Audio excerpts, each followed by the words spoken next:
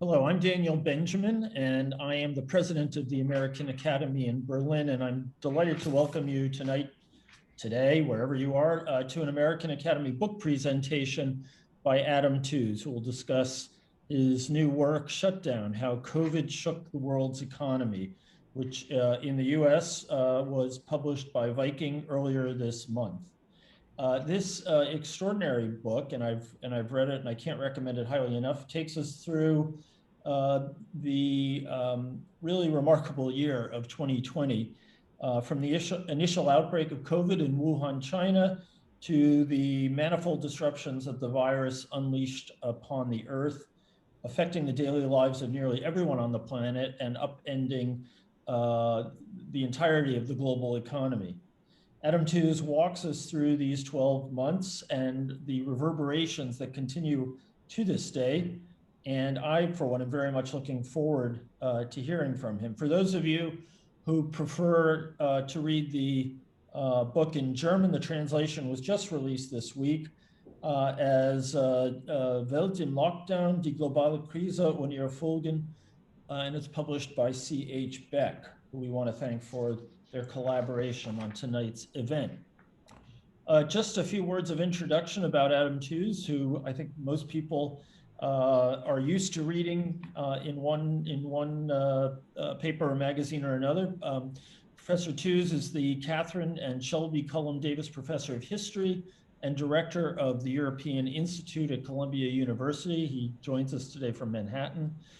Before joining Columbia in 2015, he taught at Yale, at Cambridge, where he was reader in modern history.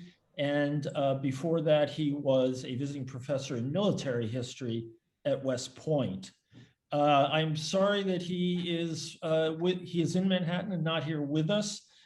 He has been at the Academy before in spring of 2018 when he was the Marcus Bierich Distinguished Visitor. That was just after the publication of his previous and justly renowned book, Crashed, How a Decade of Financial Crises Changed the World, which he discussed in his lecture here. He is the author of two other prize-winning books, The Deluge, Great War, America and the Remaking of Global Order, 1960 and 1931, and The Wages of Destruction, The Making and Breaking of the Nazi Economy. He has won an array of different prizes from a number of different worthy bodies, including the Leverhulme Trust, the Longman History Today, as well as the Wilson Prize and the LA Times History Prize. He is a regular fixture on the annual best book lists of the Financial Times, the LA Times, Foreign Affairs, The Economist, and so on. As someone who occasionally commits the sin of journalism, I can only say that Adam Tooze has a ferocious intellect and seems to be able to write faster than anyone on earth. His articles appear regularly, that is to say, his non-scholarly articles appear regularly in the Financial Times, the Guardian, the Wall Street Journal, the New York Review of Books, Die Zeit, Der Spiegel, and the Süddeutsche Zeitung. I believe he just became a contributing writer at the New Statesman. What is so impressive about him is not only the depth of his knowledge about economic history, but the breadth of his understanding across many different subjects. His latest article in the New Statesman is on American military power, actually, and not just economics, or not only economics. Let me quickly just give you a preview of how this event will unfold. Professor Tooze's talk will take 45 minutes. After that, he and I will chat a bit. We will also have a Q&A session. Feel free to begin submitting your questions as soon as you like. Please do submit them to the Q&A function on the Zoom. Do not raise your hand, we won't be able to see it, and do not send them into the chat function, which we won't be checking. So I will do my best to get to as many questions as possible. And with that, I want to turn the virtual lectern over to Adam Tooze. Thank you so much for being with us. It's a real pleasure to be here, Daniel. Thank you so much for that generous introduction. I hope you can see me and hear me okay out there. Looking down the attendee line, I feel all the more the disappointment of not being able to be in Berlin with many old friends, people who in fact mentors and friends that go back to the very beginning of my academic career, which was launched really in Berlin after 1989. I want to talk today about the pandemic and its impact on the world economy and the way in which we might make sense of the scale of economic policy interventions that followed in 2020. I'm going to try and address the question of neoliberalism and whether or not the current moment marks a break with it. To do that, I thought I would start out by simply giving an overview of the scale of the shock and the way in which policy met this. And to do that, I'm going to try and share my screen. As we all know, this can be a somewhat precarious operation. But fingers crossed, here we go. I hope you can see that. If not, please stop me before I go much further. Yes, the book has come out just come out in German. I'm very deeply grateful for the work that Beck has done on the publication and indeed the translation, which was done with extraordinary speed. And being somebody who grew up effectively bilingual, I have to say that this, for me, is the most successful of the translations of my work to date. And it's really a joy to read one's own voice transposed into a language one knows well. In a way that feels almost better than the original at times. The first point to make, I think, is simply the scale of the pandemic that we've faced and the fact that it's very much still ongoing when viewed at a global level. Much of what I'm saying tonight is sort of provisional on the assumption that we can, in some sense, maintain our grip on the situation and that we aren't faced in coming months or years by a variant which overwhelms the limited immunity that we've gained so far. This is the very latest set of official mortality data from the Financial Times. These are, by all accounts, gross understatements of the number of people that have died. The Economist has done widely noted calculations of excess mortality, which take the figure over 10 million. Speaking to you from the United States, we were talking about this earlier on. I can't help noting the difference between the surging levels of US mortality here and the much diminished casualty rate in Europe and the UK. The situation here is one that still feels very precarious. And I'd like to dedicate, in fact, this talk this evening to three members of my wife's family who are currently sick with COVID. Two of them, Drexel and Cedar, have made it through, but Grandpa Pepple, we're not sure whether he will. All of them vaccinated, two of them at least grievously ill so far. So in a country like the United States, this is still a crisis that is far from under control. But it inflicted on the world economy a shock like we've never seen before. It's truly spectacular. This is not a graph that anyone familiar with the development of the global economy over the long run would ever expect to see. So this is an interesting construct. It's no more than that, but it's a powerful construct by a serious source. This is Goldman Sachs Research Institute. And what they're doing is they're using mobility data to adjust the global GDP figure on a daily basis. So this is an interesting artifact, really, of modern statistics, a daily measure of global GDP capturing the impact of the shutdown shock. Here you see the impact on the global economy of the Chinese shutdown in February, which is hugely underestimated in the Western memory of the shock. But then this is the true drama. This is a 20% fall in global GDP in a matter of weeks. This is completely unprecedented in the annals of economic history to date. Very big recessions result in fluctuations in global GDP of a few percentage points generally. This is the track of global GDP over the period since 1958. And as you can see, you can just about see the 2008 recession. You can't really see the 1970s recession. But what would a 20% fall look like? It would look like this. So this is a trauma, a shock to the world economy of unprecedented proportions. Never before in history, and this was probably the number which catapulted me into reading and writing this book, never before in history have we seen such a simultaneous stop to economic activity. It's over 90% of economies in the world, we think, experienced a contraction in the first half of 2020. So you can see here, all the way back to the 1930s, there's been no experience quite like this. President Macron of France was not wrong, I think. It was highfalutin, characteristically so, but it was not wrong to say that this was genuinely an anthropological shock. Compared to the recessions of the 1930s, this is obviously not as protracted and ultimately not as deep. But if you look at the period of contraction, quarter by quarter, in the first 2 quarters, the collapse in 2020 was more dramatic, whether you're looking at GDP or industrial production, than it was even after 1929. If you take an economy like the UK, which has an unusually long time series record of production, GDP numbers going back, reasonably reliable annual GDP numbers going all the way back to the beginning of the 18th century, you see this graph, which tells you that the recession in the UK in 2020 was the worst in 300 years. So that's back to the age of the Wars of the Spanish Succession. This is the last phase of the Little Ice Age, the terrible winter of 1708, 1709, 1710, which in an economy which at the time was largely agrarian inflicted a natural shock of truly epic proportions. Now, there are quibbles about how the British accounted for GDP during the crisis. They may have done things which have somewhat exaggerated this shock, but I don't think it in general overstates the case to say that the British economy, one, as I say, with, as it were, a track record of relatively continuous data, experienced the most severe interruption that we have seen in modern history. And it wasn't just real economic activity, and it wasn't just production and labour that were interrupted. One of the untold stories of 2020, and one of the things which I hope that my book contributes to the memory, the working, as it were, stylized facts that matter about 2020, is the financial shock.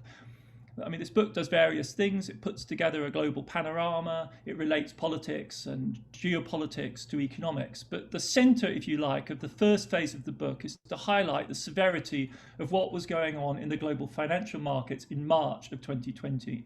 And what we saw there was a shock which in many ways was more terrifying than what we saw in 2008. Because what we saw was the perverse interaction in 2020 between private and public credit. We saw a simultaneous sell-off, not just of equities, which is what you'd expect in a recession because private investors move out of high-risk investments. You would expect them to move to safety into US government debt, the ultimate benchmark safe asset of the world economy. But in fact, they were selling those too. So the price of US treasuries was falling, and the consequence of that is that interest rates began to rise in the second and third week of March, a fully perverse reaction to the crisis. And not only were price signals moving in the wrong direction, but the market wasn't functioning. This is the bid-ask spread, the price difference between what people were offering to buy treasuries and what people wanted to sell them at. This may not, must not, and normally is not a large gap. In the March of 2020, it became a cavern between the two. Speaking to market actors at the time who've lived through this, I often think that when I'm telling them this story, they will yawn and say, well, you know, we went through this, we know what happened. In fact, what you get is sort of symptoms of post-traumatic stress disorder, stories of the shock that market actors experienced when they realized that the liquid assets on which they relied to backstop their giant portfolios of less liquid assets were simply no longer available. The cash piggy bank no longer functioned. This basically threatened the implosion of the global financial system, a threat even larger than what happened in 2008. We have a sense of how large that was from the scale of the reaction to it.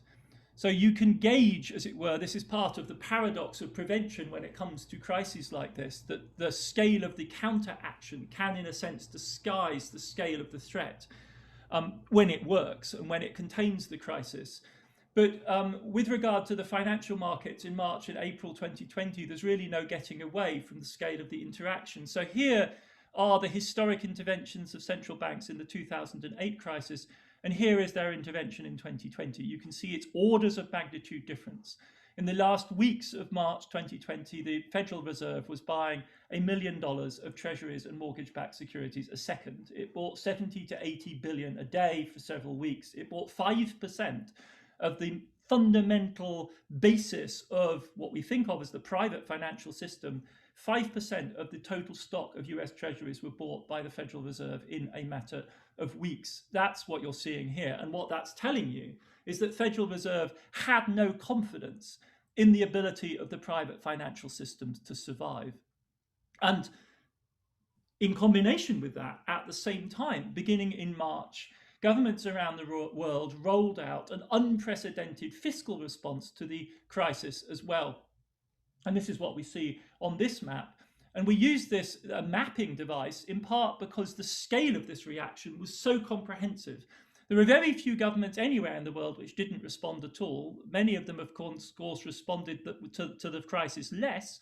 Mexico and India, amongst big emerging market economies, amongst members of the G20, were particularly small in their fiscal reactions. But across much of the rest of the world, notably including Brazil, for instance, we see a very large fiscal reaction to the crisis, very large government spending to sustain economies and societies in this novel situation of basically being placed on life support. We see a huge surge in debt, as you see up here, an unprecedented surge in debt. We haven't seen borrowing on this scale since World War II, a huge mobilization of the public balance sheet to offset the contraction in private economic activity. And at the same time, these are negative numbers here, interest rates fall. So the ordinary laws of economic gravity appear to have been suspended. The treasury market, which is the anchor of private finance, was going belly up. Fiscal policy is stepping in with a huge surge in government spending, and yet we see interest rates fall. And it's the combination of these measures which has enabled this.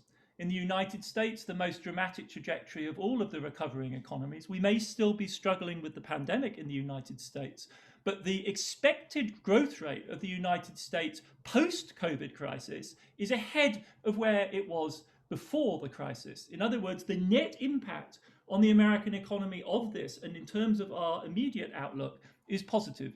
These admittedly are projections done before the latest round of Delta infections began to sweep through the American South. And if you look globally, what we see is the advanced economy world in particular here is bouncing back to its pre-pandemic trends at a truly remarkable rate. And what this has given rise to is a really interesting conversation about the possibilities of economic policy in the present. And it's really that which I want to concentrate on in the majority of my talk, having, if you like, set the stage, the scale of this pandemic, the scale of the crisis, the multifaceted nature of the crisis, the fact that it was hitting both the industrial production and the labour market and financial markets as well, that it elicited a huge fiscal and monetary policy response. The question that I think we are forced to confront, and I as a historian feel particularly responsible for giving some kind of answer to, is what we make of this break in economic policy. Does this constitute a fundamental turning point? And this isn't a question that I pluck out of the air, or that, that is simply a sort of vanity question that I'm posing, a straw man. It's posed again and again at the time in 2020. There is a live debate about the possibility of renegotiating the social contract. In the American presidential election, the forces of Bernie Sanders' campaign were energized by the thought that modern monetary theory, the heretical doctrine that, in the words of Keynes, we can afford anything we can actually do, would take control of American economic policy. And over the last 18 months, as we've been struggling to make sense of this reality, a really rather dramatic interpretation of especially economic policy responses in the United States has at times taken hold. And there is no doubt that in terms of the generation of policymakers, there is a world of difference between the group of people around Barack Obama, who had a lineal line of descent back to the policymakers around Bill Clinton in the 1990s, that a gulf separates the figures that clustered around Barack Obama in 2008-9 from the figures who cluster around Joe Biden today. So there is a legitimate question out there, I think, about the significance of the scale of this policy response and what it might mean. And the question is put to me, as somebody who's written about this over and over again, by journalists: so does this mean the end of neoliberalism? And it's a question which I have to say at various times I've shied away from. It isn't a term that I used extensively in Crashed, because I found it unhelpful to try and think about I don't find this sort of packaged term, frankly, very instructive as a way of thinking about economic policy choices. But it seemed at some point almost perverse to refuse to engage with it. So what I want to do in the rest of today's talk is to try and lay out, as it were, the basis on which one might discuss this question, because I think it's complex and interesting and not at all easy, really, to answer. Some of the texts here, which as it were fairly typical of this period, were announcing this return to Keynes. So this is Will Hutton in the pages of Guardian, or Stephanie Kelton's best-selling text on modern monetary theory from the spring of 2020, which opened up this debate to the wider American public. So the question is, what are we to make of this? And the basic gist of the argument of my book is really a warning against over-interpreting the crisis of 2020 in these terms. It's a warning against a misunderstanding of the break that happened in 2020. It's an argument for conservative continuity, which I'm going to explore and elaborate in various ways in what I'm going to say next. It's also an argument against misunderstanding how to think about neoliberalism. Because I think at one level you could say if neoliberalism is a set of doctrines, an orthodoxy, a set of beliefs, a set of holy books, then I think it's difficult to avoid the conclusion that we have indeed broken with that legacy. There isn't a lot in the policy making of the current moment that would find favour with the doctrinaires, perhaps, of the Chicago School. Though one could argue about something like the idea, for instance, of minimum income support, which is something that Milton Friedman was quite keen on. And in the way in which welfare was delivered, there is a trace, if you like, of the fantasy of welfare without the welfare state, a point I will return to in just a second. If you look at practice as a means of thinking about what neoliberalism is, rather than questions of doctrine, then the water becomes, if anything, even more muddy, because at the level of practice, there is a profound continuity between the crisis fighting of 2020 and the crisis fighting of 2008. And the hopes, the excited commentary after 2008, which declared that the end of neoliberalism, I think was quite profoundly disappointed. I think the basic point here is that neither fidelity to ideas nor even fidelity to a particular practice allows us to sensibly demarcate the boundaries of political economic regimes over the last half century. Now, there may be places where ideas are held steadily and held with real commitment. There are places where particular practices of government, or perhaps a neoliberal market variety, have acquired an institutional force. You might think in both cases, for instance, of the German central bank, the Bundesbank, as being an instance of this. But increasingly, I think, they look exceptional, they're embattled, and almost by virtue of their fidelity to these principles, their adherence to the old religion, increasingly marginalized. If you look to the United States, the hub still of the global financial system, the center of global capitalism still to this day in terms of patterns of ownership and control, you would be hard put to define any clear agenda of economic governance in those terms, consistent practice or consistent ideology.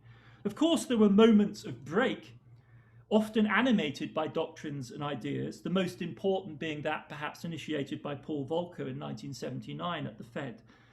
But doctrines like monetarism, to the extent that Volcker even adhered to it, don't on the whole last. Now, this doesn't mean that folks like Volcker don't come up with rationalizations for what they're doing, but they constantly shift. Indeed, analysts who have attempted to define what neoliberalism is, apart from ideas pure and simple, by focusing on practice, almost always end up arguing that it is in fact Janus-faced, facing on the one hand towards the market and on the other hand towards national competitive strategies, for instance, between ordering impulses and interventionist impulses on the other hand. I think in light of his unfortunate death recently, of Andrew Gamble's classic early account of Thatcherism, which combined in its title the free economy and the strong state. And by that he didn't mean the simple ordo-liberal idea that you need a strong state to order private competition. He meant the interventionist state of early Thatcherism that used the forces of law and order to break the National Union of Mine Workers. What seems characteristic of neoliberalism, if you take a longer and broader view, is not principle, but oscillation, not clear rules, but double standards.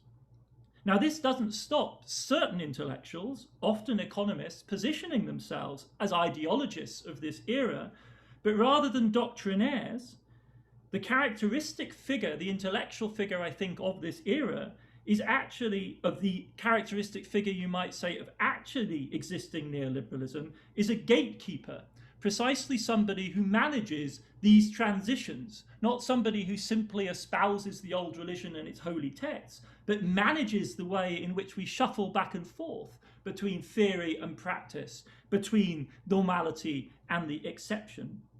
This is, as I've argued in an essay in the London Review of Books, very characteristic of Paul Krugman in his early career in the 1990s, policing the boundaries of the legitimate exceptions to the rule of free trade. It's an arduous role. You have to work very hard to constantly police this boundary. Some, like Larry Summers, have kept to it all the way down to the present moment, serving as a chief critic of the Biden administration. Others, like Stiglitz, Joe Stiglitz or Paul Krugman, ultimately slide off the fence, more often than not, towards the left, the interventionist side. This gatekeeping role is arduous and it comes at a price. And what motivates that slide, I argued in my interpretation of somebody like Krugman, is the realization that the game they were playing with such intensity and with such passionate intellectual commitment was never really what the broader political game was about. The things that they professed to care about, ideas, logic, or the consistency of practice. The true principle of neoliberalism, in reality, as Krugman came to realize with a bump, was neither doctrine nor practice. It was, in fact, in his own words, class power. If you're looking for a clear demarcation of the last half century, start not with a history of ideas, start with a history of class power, start with capital. Or use as a proxy Thomas Piketty's data and the work of his collaborators, people like Zuckman and Saiz, on the issue of inequality in modern society. Map the history of the present and our last half century in terms like this graph here, with this inexorable increase in the wealth share since 1978. I'm taking a position here which in fact converges strongly with Wolfgang Streeck's interpretation of this moment as a moment in which capital loses patience with the bargain that it struck with labour in the 1950s and 60s. Here you see consistency, and it consists in a surge in inequality and the establishment and consolidation of a new regime of very unequal distribution. I say use Piketty's data as a proxy because Piketty doesn't invoke the class concept. He uses the concept of inequality consistently. I take that to be a sign of the times. Furthermore, he focuses on nations and in so doing chronically understates the drama of what is going on. Capital, of course, operates transnationally. And that means, as Katharina Pistor has shown in her brilliant analysis of the operation of capital and law, that in fact capital operates globally, but it operates on the basis of the Anglo-American legal code, specifically the English legal code and the code of law in the state of New York. But let this Piketty graph for the United States stand for the world. Then our epoch is defined not by the conversion to a set of ideas or a consistent set of practices, but on the contrary, by an armory of measures and an entire suite of ideas which gain their logic ultimately from the pace and intensity of the class struggle that they serve. I say in the absence of a class concept, and I say that the absence of a class concept from Piketty and his focus on inequality and the choice of the term capital to headline his book is telling, because when we say class struggle in our current epoch, when somebody like Warren Buffett says that yes, there has been a class struggle, what he goes on to say is, my side has waged it and we've won. We shouldn't imagine the 1920s or the 1940s with a relatively equal balance of force on each side. It has become so extraordinarily one-sided that it in practice amounts simply to maintaining capital accumulation. And that turns out to be hard enough. 2008 showed how a totally lopsided system could implode of its own accord. 2020 revealed that fragility again.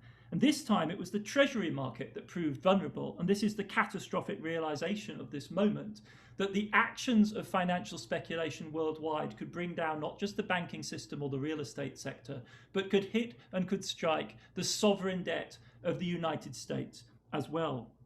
And that accounts for the fact that even more than in 2008, every conceivable means was used to stabilize the system.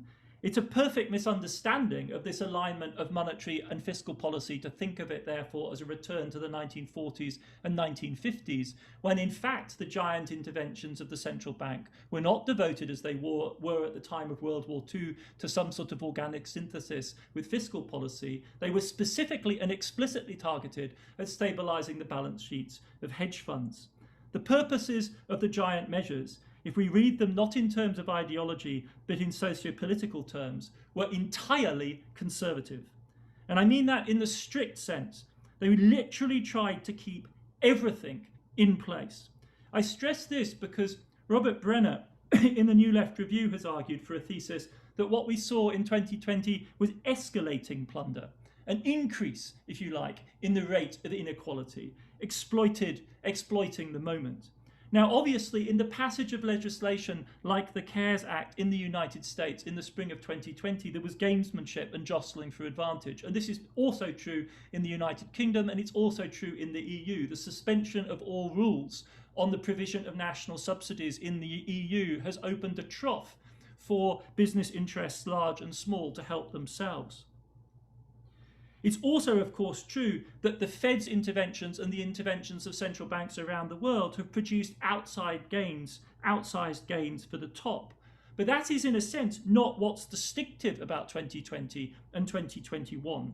What made them distinctive, first and foremost, was that they were completely comprehensive acts to provide completely comprehensive conservative social outcomes. They were there to try and stabilize American society in the inequality that existed in January 2020, and the same, of course, in Europe. The CARES Act, the huge stimulus bill of March 2020, gave giant amounts of money to business. It gave huge support by way of the Fed to those 10% or more of American society who own a slice of the financial markets. But it also, in a remarkable first, provided a giant support, an underpinning for those at the bottom of the American income distribution. Poverty rates, these numbers are not a mistake. They're not fake. These are not. Your eyes are not deceiving you. Poverty actually fell in 2020 in the United States. This is what I mean by saying that the program here is, if you like, a kind of conservative freezing in place the sustainability, the viability of American society at this moment. And it, in fact, produced spin-offs for those at the bottom of the income distribution. Europe had a welfare state, of course, that functioned to absorb this shock much better. You could adapt short-time working as a method. Your problems, once again, were public finance, and the EU this time actually reacted. Whether as an exception or a precedent is yet to be fought out, and a considerable part of that debate will be had out in the aftermath of the German election at the weekend. In the US, what was at stake in both social and political terms was much more basic existential questions of whether American society could in fact be tided over. The mood in the spring of in the spring of 2020 in the United States is, I think, properly described as something akin to panic. The surging unemployment numbers, which rocketed from 4 million additional people signing on to 6 million people signing on per week in late March and early April, told a dramatic story. And it's out of that for utterly conservative purposes of trying to stabilize the status quo in its state of inequality, radical action was taken. This is why at the end of the book I evoke the Bismarckian logic of everything having to change so that everything could stay the same.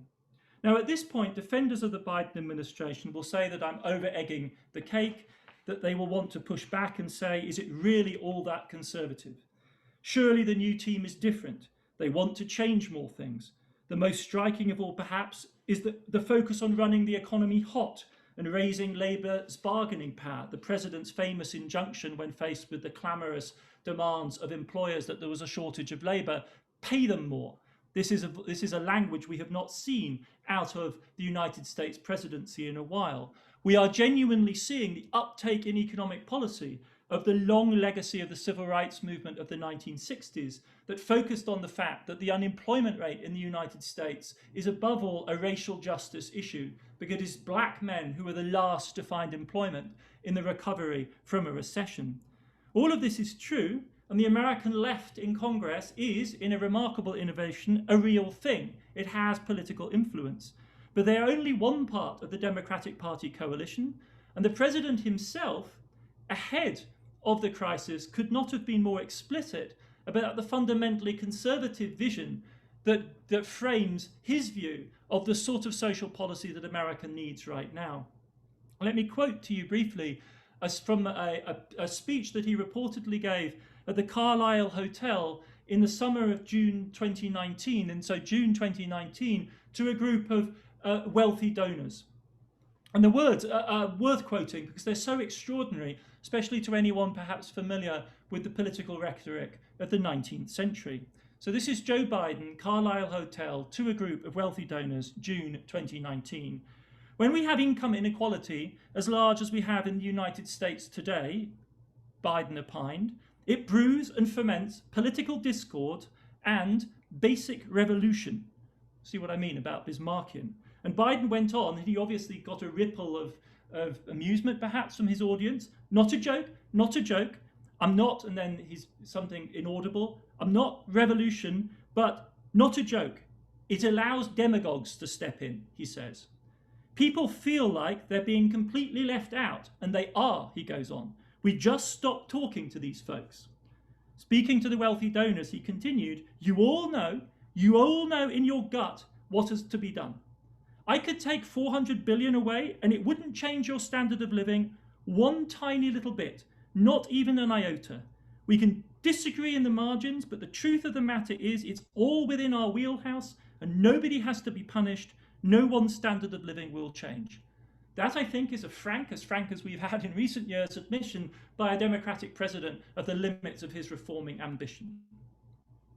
So what of these giant spending plans? Well, yes, more of the whatever it takes 2020 formula, more than suits somebody like Larry Summers. But Larry Summers is doing his job as a gatekeeper and sticking to his guns. And he is questioning why trillions of dollars are being spent in early 2020 when he fears that there could be an inflationary upsurge. He thinks this is an irresponsible spending of money. And he, I think, has a point in the sense that that spending in early 2021, as large as it was and as much as it breached the conventions of 1990s policy, was in fact deeply conservative. It was empty calories.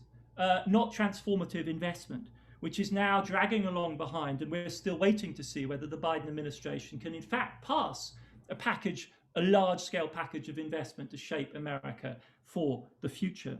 This isn't to criticize the choices being made, it's to try and gauge their significance. And it may turn out in due course that in fact that decision to go for a large stimulus early on in the Biden administration was indeed a tactical mistake.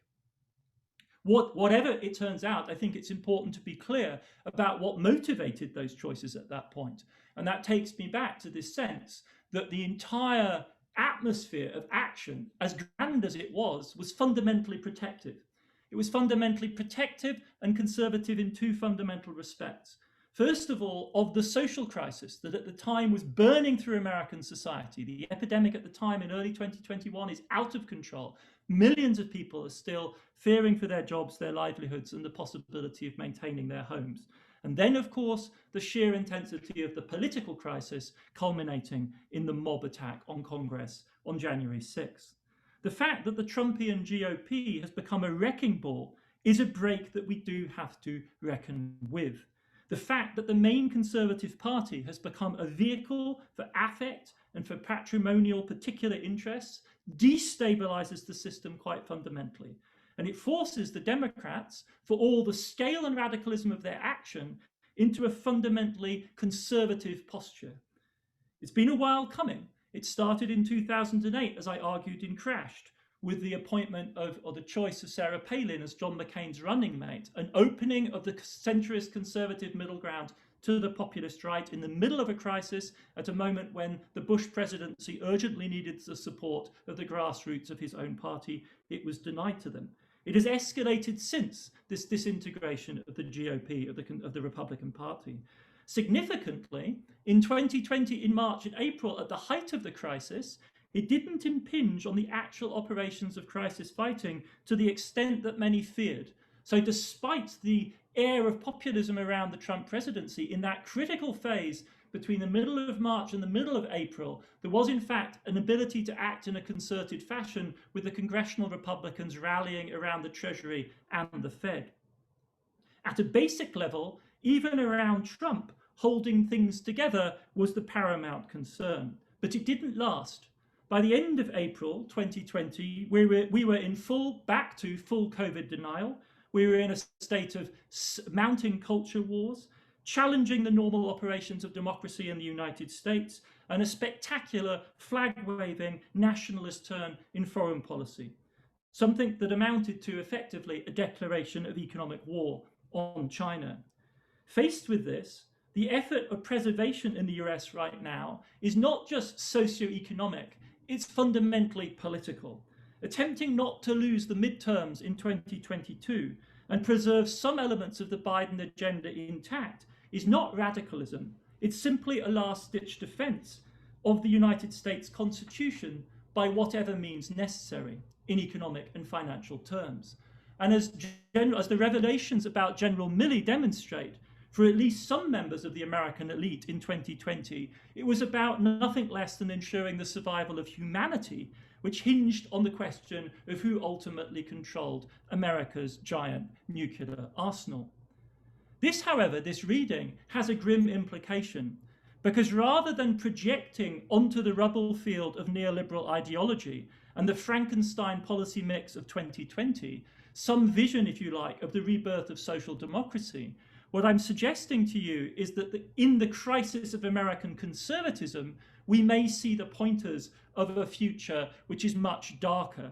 The American carnage rhetoric, if you like, of the inauguration in January 2017 may grasp the scale of the crisis more comprehensively than the centrist Democrats, who are basically clinging for dear life to the wreckage from the ship. Though, of course, in the sense that I'm using this here, the elements of this deeper crisis of neoliberalism, beyond questions of economic policy alone, are seen in relief. It is what the GOP can't process, can't come to terms with, which turns out to be most significant. One element of that is the diversity and liberalism of American society, for sure. They couldn't either cope with the reality of the pandemic, let alone the sense in which the pandemic was situated within the broader diagnosis of the Anthropocene. While Trump was refusing to recognize his defeat in November 2020, the day after, in fact, the American election, America withdrew on his orders from the Paris Climate Agreement. At the same time, they unleashed, as I said, a remarkable campaign of aggression towards China. So here we have, if you like, the true elements of a crisis which the GOP is fundamentally unable to digest. I think in this Rorschach blot of political ideology, we can see further dimensions of the crisis of neoliberalism, which point, I think, to a much more disturbing reading of where we're at. Let me speak first about China before briefly turning to the pandemic itself at the end. Let me start with China and talk about it briefly because I think it's most transparent. Because a fourth way of defining neoliberalism, other than as an ideology, as a practice, or as class power, is as geopolitics. It was a project of American hegemony for the period after the collapse of Bretton Woods in the early 1970s. Instead of the Marshall Plan after World War II, you sent the Chicago boys with the true religion of the Chicago school. In the 1980s, neoliberalism was emphatically an anti-communist crusade. Think of the trifecta with Reagan, Thatcher, and Kohl. Its premise was that the great gods of economic growth were on the side of the West. That worked so long as growth took the form familiar from the period after 1945, i.e. economic growth concentrated within the American security system. China, since the late 1990s, has blown that apart. America in the last decade, before Trump, before Xi, going back to 2009, 10, 11, America over the last decade has had to confront the fact that economic growth is not geopolitically neutral, nor does it play necessarily or naturally into America's hands. It fundamentally threatens American hegemony. Now, this gets recoded in various ways, and Europeans are complicit in this recoding. The problem is, for instance, you could argue that China doesn't play by the rules, or that China has stolen a lot of intellectual property. But one has to say that these arguments are fatuous. It's not as though Americans haven't gotten rich. In fact, the rich Americans haven't gotten very rich out of the integration of China, for however much thieving the Chinese may have done. It may have cost some jobs, the incorporation of China into the global economy, but the vast majority of working class Americans have profited from unprecedentedly cheap consumer goods. China could have stuck to the letter of every rule in every conceivable trade policy book, and we would still be where we are today. The simple fact is it's huge, it's politically alien, and it demands sovereignty. So it poses a fundamental challenge to what was truly one of the basic premises of policy in the last 50 years, that the market economy was America's winning weapon, and it carried you towards them, not away from them. Now, in supercharging the rise of a world historic challenger, I think we really are talking about a dynamic of the current moment which fundamentally destabilizes whatever conception of economic policy we've seen over the last 50 years. It has put at risk America's geopolitical hegemony, something to which they are reacting with real force, hence my new interest in American defense policy, because you see it there. But it is also put in question, as I discuss in Shutdown, the alignment of class power and nation-state power within the United States. Because, to reiterate, no one has benefited more from China's insertion into the world economy than the American elite. And I would include in that institutions like my own university, which are absolutely part of and have been over recent decades, in fact, going back in century, a key element in America's relationship with China runs through its elite university institutions. The dominance in the Biden administration now of the national security establishment over America's relations with China, its most important economic partner, the calling out, the aggressive criticism of the priorities of Wall Street in China policy, these are major changes. We are literally in the middle of them, in the sense that the events around the Evergrande, a real estate firm, are tipping the balance in that argument as we speak. There is an open argument going on between moneyed interests in the United States, between BlackRock on the one hand and George Soros on the other, about the significance of their stakes in China. We are seeing the coming apart here of a really very fundamental alignment. And you will see hedge funds like Blackwater, private equity firms, explicitly arguing to rich Americans that they can in fact hedge this Cold War. They can take bets both ways if that's the way their money inclines them. This is an unprecedented configuration. It will be very fascinating, to put it rather scholastically, academically, to see how it plays out. There are some in the US who welcome this clash as the door opener to a new social democracy, a kind of Querfront, soldiers and workers versus the cosmopolitan capitalist elite. In Biden's own speeches, there is an element of time travel. Somehow we can leap back to the Sputnik moment of the 1950s and rally the nation behind a common purpose. Huge investments, as he put it in the spring, to meet the challenge of China and the challenge of the climate. Unfortunately, not much has in fact emerged, because though you can perform the time travel rhetorically, you cannot in reality. We live within the social and political reality created by the policies of the last 50 years. The Pentagon marches on, but beyond that, the GOP simply won't play. And American society is not in the mood for the reintroduction, either spiritually, mentally, or practically, of some form of conscription. There is little sign, in short, that an anti-China rhetoric will really rally the nation in the manner, perhaps, of Biden's youth. Much as he might like to, he doesn't get to be Kennedy 2.0.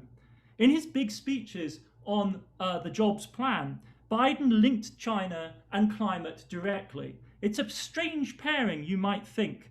China, a world historic geopolitical challenger, climate, a natural event. On the other hand, the two in Biden's mind presenting America with the historic challenges of the moment.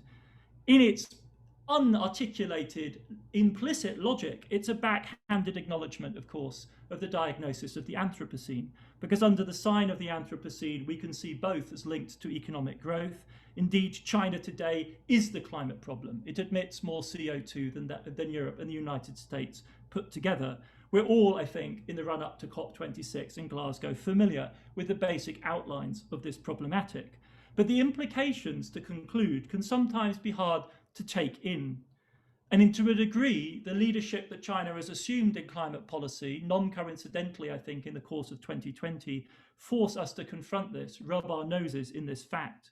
Because in the West, capitalism, neoliberal growth models, market-based economics on the one hand, the predominant model institutionalized in the EU in very powerful ways since the 1970s, and on the other hand, the green critique, exist in a kind of cone dependency, a clinch. There's a way in which the climate left acts as a kind of superego that could be mobilized against the existing order of things, or rather for the climate left. The diagnoses of the IPCC serve as a kind of superego, a checking moral counterbalance to the existing order of things. The Green New Deal, I think, in the United States is a product of that promise. But it's anachronistic, it seems to me, in a double sense. First, that kind of rhetoric, whether in Europe or the United States, plays into an anachronistic sense of global leadership. If only we can fix our politics and our economies, then the path to a climate solution is clear. The references to the mid-20th century, particularly in the United States, obscure the fact that as far as climate is concerned, the West does not any longer have its fate in its own hands. Full stop. Authoritarian, Communist Party ruled, state capitalist China decides the entire game. This is what they made clear with their announcement that they would achieve neutrality by 2060 in September 2020, and now with their decision to end the coal financing under the One Belt, One Road program, which they announced in the recent days. It's also symptomatic to me, and this is the other sense in which it's anachronistic, and this is my final point.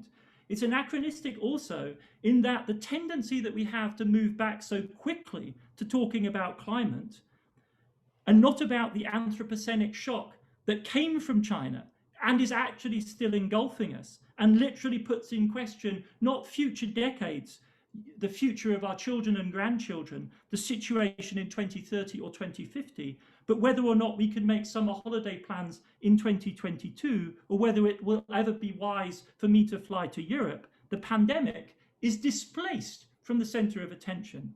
In a sense, it seems to me that focusing, you might say, clinging to the climate problem, or the climate capitalism problem, is a kind of small c conservatism in its own right, in light of what we have just experienced, are still experiencing, and what it betokens about the future. To make this more concrete, there are no standard conventional climate models that predict the sort of economic crisis that we experienced last year as a result of the pandemic. Even the most tail risk scenarios don't give you a 20% of GDP shock in a matter of weeks. There is no climate event that could deliver that, and yet climate is what we are focused on in terms of our long-term progressive thinking, not the pandemic. For the climate, we have our repertoire of reformist welfare strategies mapped out. Take your pick: regulation, taxation, pricing, interventions of all kinds.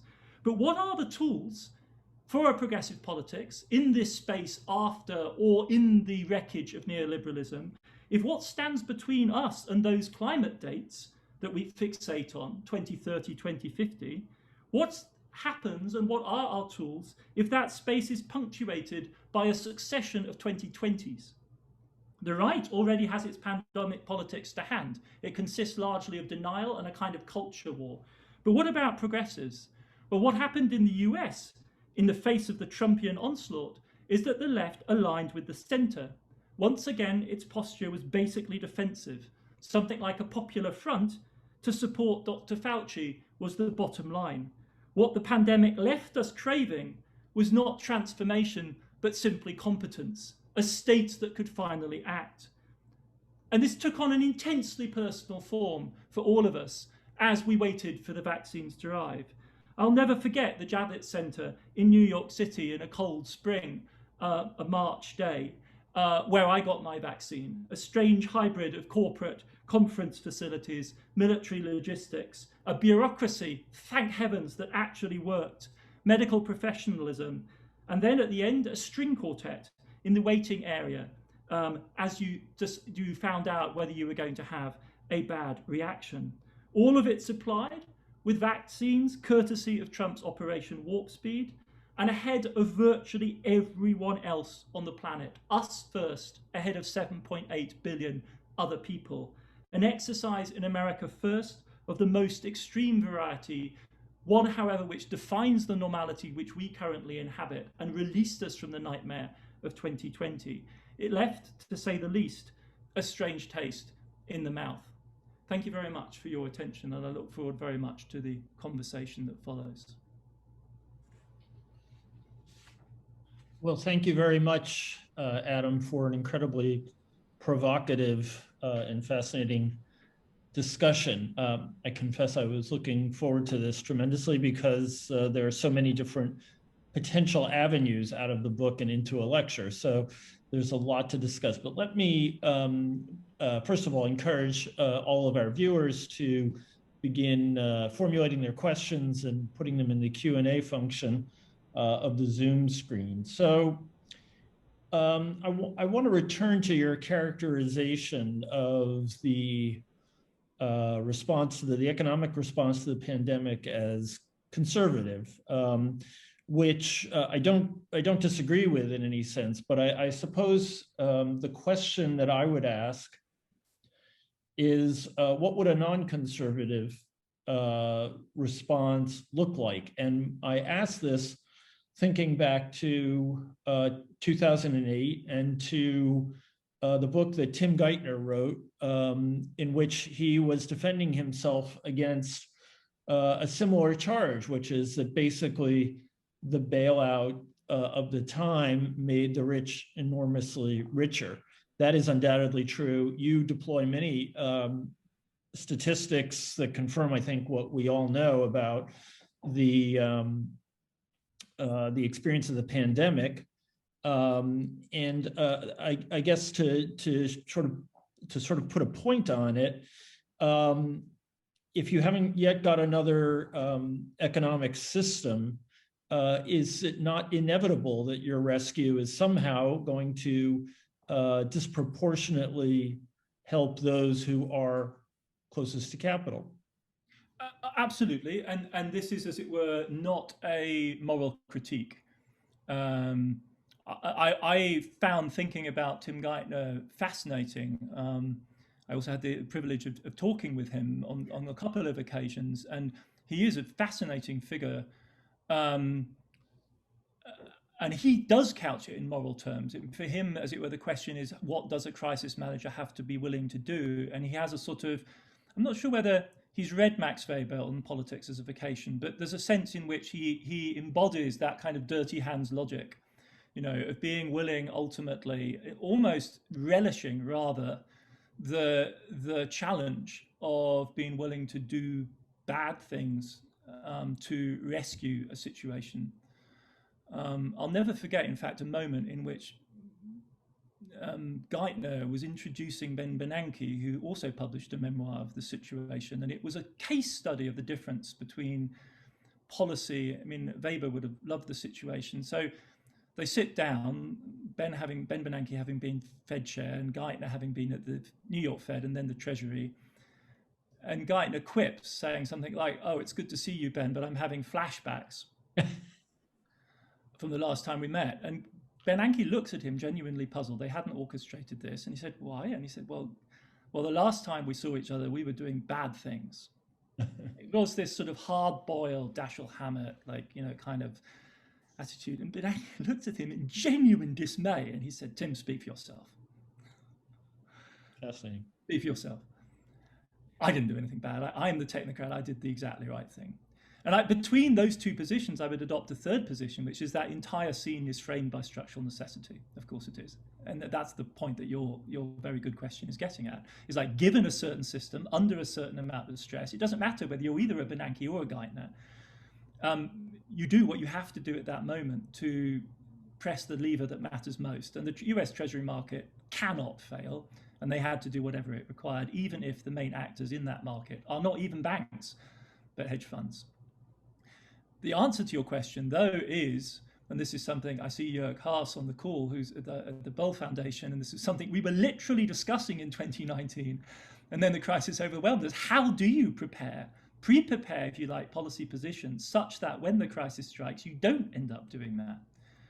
And of course, the tragedy of 2020, in that regard, is, for instance, we were in no position to make strategic decisions about, say, middle distance air travel in Europe, which we know over a foreseeable timeline needs to be dialed back. We need to be moving to a position where we replace all middle distance air travel with rail travel, high-speed rail.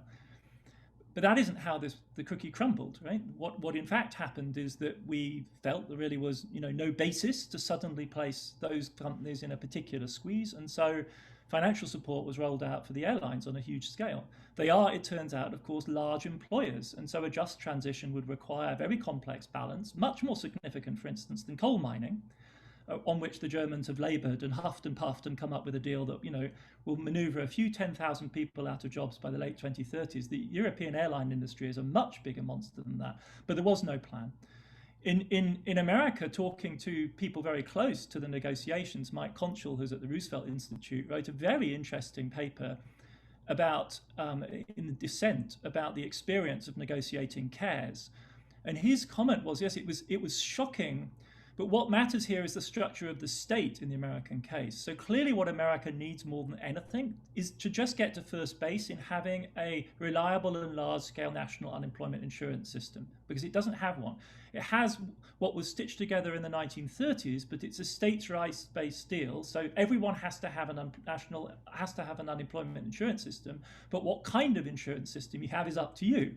So Massachusetts and Connecticut and New York have ones which look like lower end European unemployment insurance systems, like in Italy or Spain. And Florida has one which is befitting of an emerging market and punitive in the extreme. And Conchal was saying, everyone in the Democratic caucus on the left of the party was conscious of the need to address this issue of structural reform at that moment, and it was dead on arrival. Nothing you could negotiate with the Republicans at that moment was possible. So there are profound dilemmas here, and I don't articulate this as a critique so much as a warning to anyone, my more perhaps excitable and impressionable colleagues on the progressive left, who, when you see from 30,000 feet this configuration of monetary policy and fiscal policy acting together, smell functional finance, Abba Lerner, John Maynard Keynes, and it really looks like we're ready to go and this is what we need to do. And yet, actually, that is not the nature of this beast, right? It's a false friend, fundamentally, that French idea of like a faux ami. Like it looks, it sounds, it smells like, but it doesn't turn out to actually be that configuration that you want. And as ever, the obstacles both in the political economy and in the structure of the state itself, are there to be struggled over. Let me give one more example, and then we can move on to another question. And let me give another example because it's not American and it's European, and let me give it because it's so actual, which is clearly there were two possible routes forward for Europe, at least from what happened in Europe in 2020, because Europe was always on the knife's edge. It was not obvious that a coherent package was emerged for the European sovereign debtors. We looked like we were tumbling back towards 2010 or 2011. And then the next gen EU package, the common debt bargain through Brussels, emerges. That is, as it were, an answer to you, Daniel, in a sense. Here is structural change emerging from crisis. But even with that, the next question is this an exception, encapsulated, limited, never to be repeated? In fact, for many people, a warning sign of what must never happen again, or is it a precedent? And that will be decided, at least in part, on Sunday in the German elections, right? Because you have parties offering very different interpretations of that. So for a historian, this is interesting because almost in real time, we can watch the struggle about agency and structure being played out. If the right configuration of parties wins the German election and holds the finance ministry, it's possible that will be chained forward in a process that somebody like Shayla Ben-Habib describes as these sort of recursive iterations of liberal opportunity, it could be chained forward as a precedent, or it could become the object of a pitch battle in 2022, where we have a polarization of European politics between the North and the South on lines of austerity and prudence. And that will be decided, amongst other things, on Sunday. So that's an answer to your question, but it's a necessarily open answer to the question. There's no necessity here, but there are opportunities. There is plasticity. Well, you raise a further interesting question, which is whether German voters understand the choices before them in those terms. I think that will be an interesting thing to watch. And the questions are coming in, so I don't want to. I'd love to just come back quickly on that, because I think in this sort of diagnosis you can end up, as it were, sounding like a voluntarist, and voluntarists talk about these sorts of political options rapidly then degenerates into talk about will and leadership and so on. But when you pose the question of do German voters understand the scale of this choice and its implications, that points very directly, and it must in a democratic system, to the primary role of political leadership, which is in the great German word Vermittlung. Mediation, the English word doesn't really put it over, but Vermittlung. They have to join the dots and explain the significance. I just taught William Jennings Bryan on 1896 and the American, and that's a remarkable case of Vermittlung. Somebody who translates the politics of money into the language of religion and everyday life with an extraordinary brilliance. And that, I think, is, if democratic politicians fail in that task, that is a key contributor then to the crises that we will experience, because it's vital, as you say, that voters do understand. And if you have the sort of television debates that you've been having in Germany recently, then that's a huge opportunity missed for that kind of work to be done. It may be that my sensory perception is fatally warped by the 180 decibel experience of American campaigns. But I haven't heard the message, and perhaps I just don't have the lower registers anymore, but I haven't heard the message clearly enough in the German campaign. Very quickly, though, I was interested in your talk in many regards, but in particular in how you, I thought, cut against a bit in the book, and maybe I didn't read it carefully enough, the sense of possibility, precisely by that, the overcoming of neoliberal orthodoxy, and the sense that, first of all, the central bankers, to summon that old poem by Richard Wilbur, they sort of intuited the cave in a way that no one ever had before. They acted, I think you give them an awful lot of credit for a kind of intellectual revolution and for doing things that no one would have thought that they would have been able to in such extraordinarily perverse circumstances. And I'm surprised that you came down a bit as equivocal about the legacy of this experience. It's possible that my mood has darkened. This is a fast-moving scene that we're in. Yeah. And there's no doubt that my mood has darkened. I would still structurally, and I articulated this in this piece I did in the New York Times a couple of weeks ago, for me, the central bankers are fascinating, and I use them and perhaps stylize it a little bit. People say that naively, but it's almost deliberate because they, to me, they're interesting because they're one dimension of modern governance where you see action on scale, at pace, with urgency that seems commensurate with the moment. One of the things I like about the Green Party program is this phrase auf Augenhöhe mit der Zeit, so Politik auf Augenhöhe mit der Zeit. It's a great German phrase, like at the eye level with the situation. And they are. And that makes them a great vantage point to study and to understand by way of them, because they have to. Of course, the question, this goes back to your first question, is like, what are the structural conditions and limitations of that? And they are in that position because of the way in which the circuits of power and money and wealth run.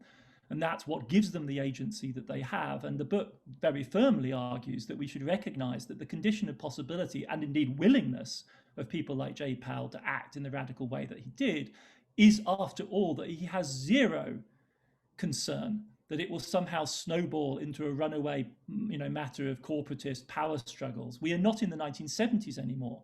So central banks in the 70s and 80s desperately defended their independence because they were genuinely afraid of the forces of civil society and the way in which they might pick up the ball and run with it. And they're not anymore. So then, as it were, they remain as a point of societal agency, in part because the promise of that other societal agency, the other great historic actor, if you like, capital, labor counterposed to capital, has so dramatically evaporated. So much so, in fact, the central bankers are themselves a bit perplexed. They look around and go like, surely there's going to be inflationary pressure, and it just doesn't come. The cavalry never arrive, or rather the Indians from their point of view. So I do think Jay Powell had a few moments where he thought he was going to be job hunting in the last year.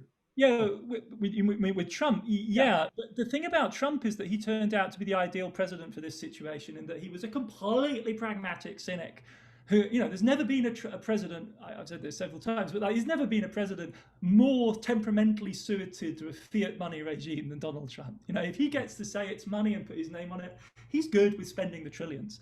Right. So yeah, it turned out to be an enabling combination, which is, again, that was really important for liberal centrists, sort of technocratically minded folks, to check their prejudice, because we didn't think it would work out like that. We thought it would be highly dysfunctional and might lead to crisis. And if it had been in the hands of a Ted Cruz or somebody like that from the real hard right of the GOP, I wouldn't want to wager how that would have gone down.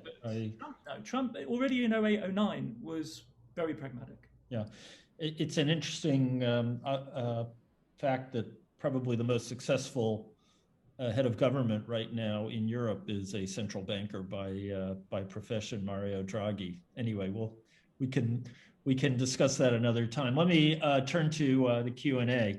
One of our viewers writes, so when he proposed spending several $1 trillion to upgrade education, healthcare, poverty, working class power, and the rest, is Biden responding to the fear of revolution, as you seem to suggest, or to some latent inner FDR that he had kept bottled up for the past 40 years? If it's the latter, and I'm going to add a footnote here that FDR himself may have been fearful of revolution, but if it's the latter, how do we explain this about face after 4 decades of centrism in the US power structure?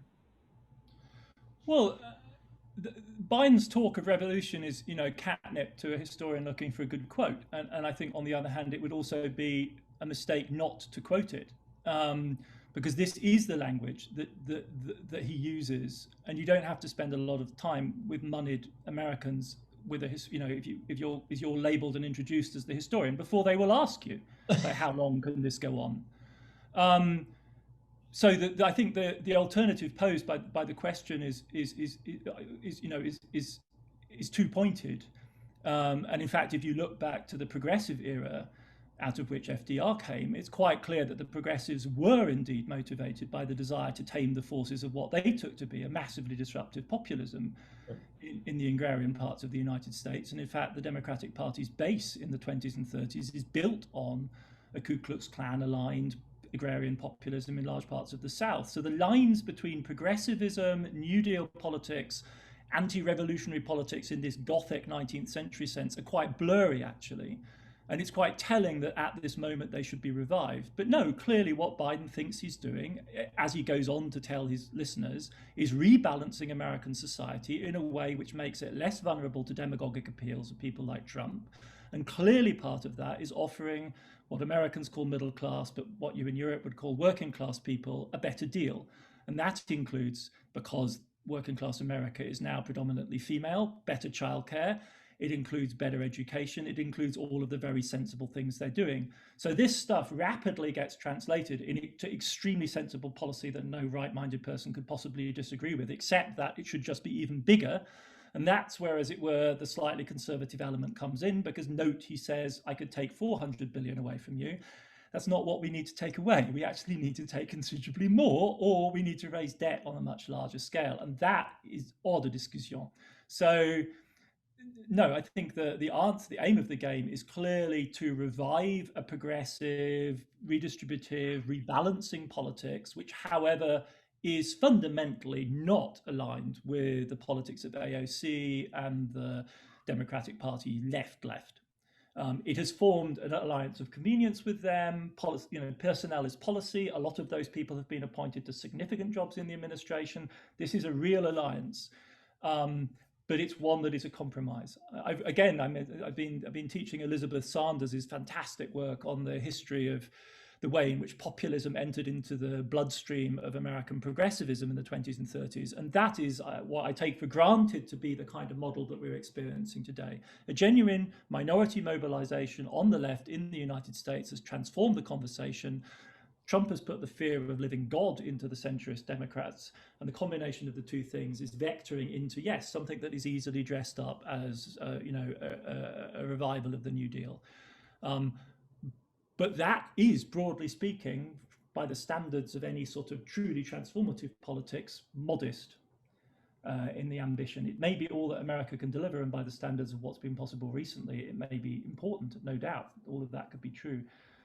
But I think, I still think the characterization as, broadly speaking, conservative makes sense. And if Senator Manchin and Senator Sinema get their way, it will be even more less conservative, perhaps, in a perverse sort of way. How would you evaluate the reaction of the EU and European governments to the economic dimension of the pandemic? Well, I think that the crucial thing is to understand, this really complex dynamic between three different agencies. So there is, as it were, the one that's hogged the limelight, which is the interaction between the national governments and the Commission. And it was a near miss, right? It was clear, I think, that we were on the edge of the abyss. The mood in Europe in April was as dark as I can remember it having been. Frantic phone calls going back and forth between people about the possibility of perhaps brokering some kind of a deal. And then this really rather remarkable, historic indeed, shift to the next gen EU package with three, really dramatically novel elements, right? The debt by way of Brussels, off now its national balance sheets, the focus on green and tech innovation, and the rule of law provisions, the conditionality, all of which are compromises, of course, but nevertheless, this is a hugely sophisticated package. It isn't a stimulus package. It's a long-term investment package, and the questions about it are all whether it's big enough or not. But it is a remarkable step, and the fact that it was moved as quickly as possible is really extraordinary. The burden of actual fiscal responses, the things which really bear comparison with what's happened in the US, is all at the national level. And there, the crucial move is facilitative, right? Remove the fiscal rules, allow the nation states to get on with what they need to get on with. And there, everything is to be played for, because the question is, how rapidly are those rules reimposed, and what are the terms under which you negotiate the imposition of some sort of new rule regime? And this is where the German election becomes truly critical, because there's two parties in this race which are saying to their voters, conveying to their voters the idea that a return to Maastricht rules is possible, in some sense reasonable, and should in fact be the default if no other agreement can be reached. And there are 8 other nation states in Europe right now waiting to see which way Berlin turns on this issue. They've already announced their position, and if they get their way, we are set for a disaster in 2022, 2023 politically, because then the entire stability of this comes to hinge on the third element, which is the ECB. Because the reason why the national governments were able to do the huge national programs they've been able to do unmolested by the financial markets is that the financial markets know not just that next-gen EU is there, because that's small and futuristic, it's that the ECB is buying bonds. That expires at the end of 2022, and the politics of the ECB will revive. At this current moment, we have an unprecedentedly productive cooperation between French, Italian, German, Irish, Spanish members of the ECB's governance, which is a synthesis of a type we've not seen before, and Isabel Schnabel is playing a frankly heroic role in anchoring that from the German side.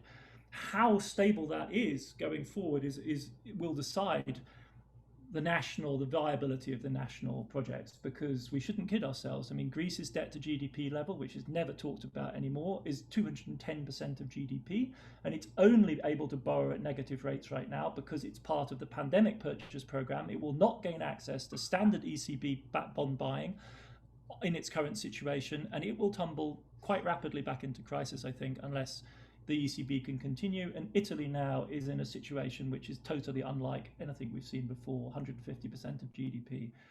The idea that Maastricht, this is where we go back to this issue of the responsibility of democratic politics. It's not really a question of what view you take.